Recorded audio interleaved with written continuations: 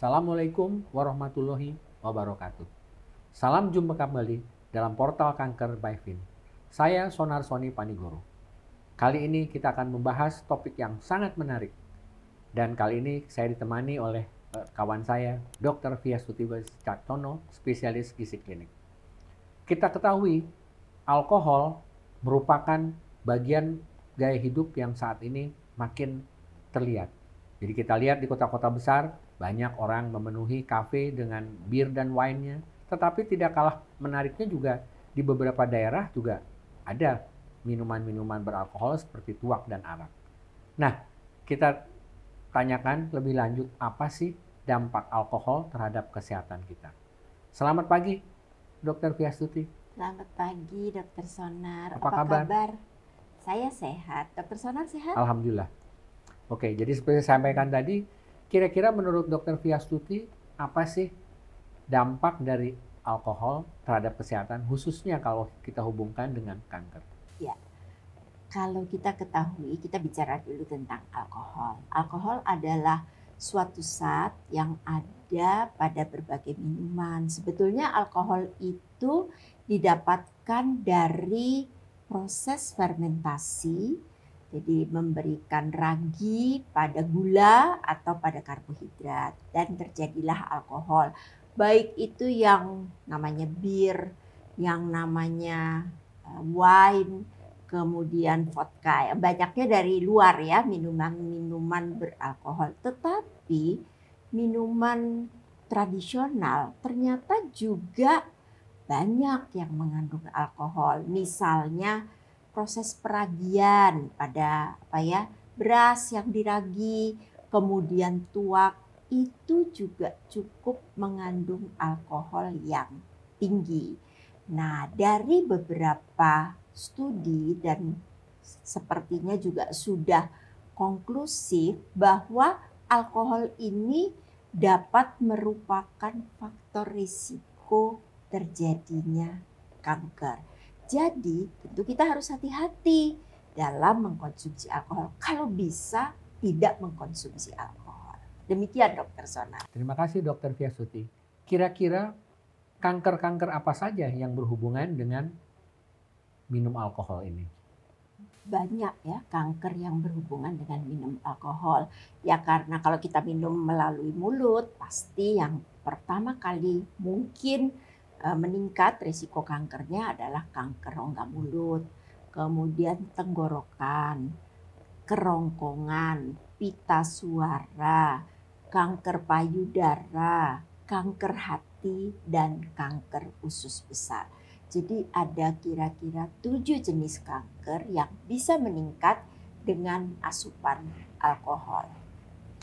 Baik, tapi kira-kira bagaimana mekanismenya untuk sampai terjadinya kanker tersebut? Karena tadi kan kalau yang langsung terpapar mungkin dapat dijelaskan. Tapi kalau misalkan ke payudara itu tidak berhubungan langsung, kira-kira apa sih? Atau mekanismenya bagaimana? Ya, jadi alkohol dapat merupakan faktor risiko kanker pertama kali karena selain alkohol itu waktu kita konsumsi masuk melalui mulut, kemudian masuk ke saluran cerna, ternyata alkohol itu di metabolisme menjadi suatu zat namanya asetaldehid ya.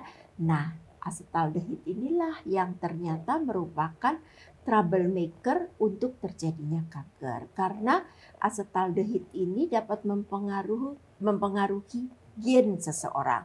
Baik itu gen yang meningkatkan risiko kanker, jadi kankernya menjadi meningkat, maupun gen yang menghambat pertumbuhan kanker. Ketidakseimbangan antara gen yang meningkatkan risiko kanker dan gen yang menghambat kanker inilah yang menjadi faktor risiko terjadinya kanker. Selain itu, kalau kita lihat orang itu kalau konsumsi alkohol pasti dibarengin ngerokok seringnya. Ya. Nah, dengan kita mengkonsumsi alkohol ditambah merokok, ternyata racun-racun yang ada di rokok ini lebih mudah masuk ke dalam sel-sel tubuh kita. Ini adalah tambahan faktor risiko pada seorang yang mengkonsumsi alkohol. Sangat menarik, Dokter Piasuti. Kira-kira apakah ada mekanisme lain pengaruh alkohol terhadap keterjadian kanker ini? Ada beberapa mekanisme yang ternyata juga dapat merupakan faktor risiko untuk kanker. Yang pertama adalah alkohol itu dapat menghambat penyerapan asam folat di usus. Padahal kita tahu asam folat ini merupakan faktor proteksi terhadap sel, terhadap terjadinya kanker. Sehingga kalau penyerapan asam folat ini dihambat, folat tidak bisa menjadi protek terhadap kanker. Terjadilah kanker. Ini mekanisme yang terjadi di usus dan di hati. Mekanisme lain adalah bahwa alkohol itu dapat menyebabkan estrogen yang dikeluarkan di tubuh seseorang itu menjadi terganggu. Nah, gangguan pada estrogen yang ada di dalam tubuh ini yang dapat merangsang atau dapat meningkatkan risiko terjadinya kanker payudara. Selain itu, konsumsi alkohol dapat menyebabkan seseorang itu mengalami obesitas atau kegemukan. Nah, kita sudah bicara beberapa episode tentang obesitas dan risiko kanker. Dengan seseorang menjadi obes, risiko kankernya akan menjadi meningkat. Demikian Dokter Sonar. Kemudian kalau kita bicara tentang jumlah, tadi kan Dokter Piasuti mengatakan juga itu berhubungan dengan jenis dan juga banyaknya alkohol yang kira-kira ada batasan tidak sih? Berapa banyak yang masih dapat ditoleransi? Kalau dari panduan diet yang dikeluarkan oleh Amerika tahun 2020 sampai 2025, rekomendasinya adalah tidak minum alkohol sama sekali.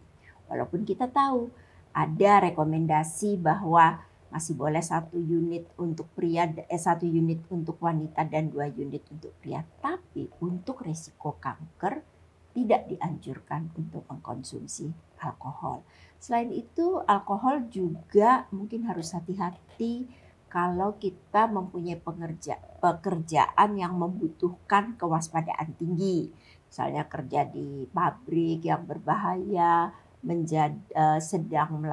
sedang menyetir, itu kan membutuhkan kewaspadaan tinggi. Sebaiknya tidak mengkonsumsi alkohol. Juga pada wanita yang sedang hamil, pada anak kecil tidak dianjurkan untuk konsumsi alkohol. Jadi rekomendasinya memang sebaiknya tidak memulai mengkonsumsi alkohol. Sama dengan rokok, tidak memulai merokok. Demikian Dokter Sonar. Baik. Kira-kira ada saran untuk pencegahan di masa yang datang?